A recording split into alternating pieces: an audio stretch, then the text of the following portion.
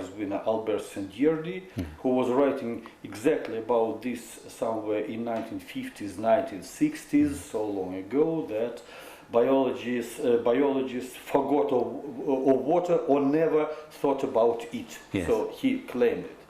And also he said that biology will never get any real understanding of life unless it doesn't understand what is water and electromagnetic fields. So it was Albert Szent-Györgyi. And I have to state that most of biologists until now didn't hear his prophetic words. So I'm one of you who understood that, you see, water is I would say probably a little allegorically, water is just a living organism. And other living organisms are water, also water, less or more or very complicated. That is, and evolution is complication of water, water state.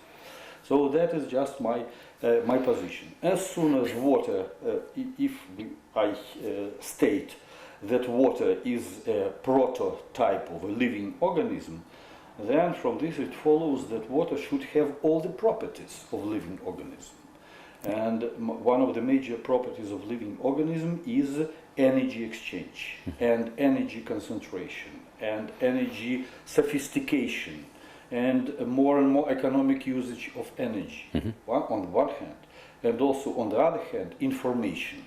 Because again, life is information exchange. Without exchange of information within any living body and between different organisms and so on, life again doesn't exist. And since water is the major substance, it should have the properties of bioenergetics, and it should have the properties of information exchange, information collection, information processing, and things like this. So if I to look at water from this point of view, then tremendous quantity of questions appear. How can this stuff which you see everywhere, which you pour in the glass and which is so fluid, you see, doesn't have any form apparently and so on, how can it have all these properties?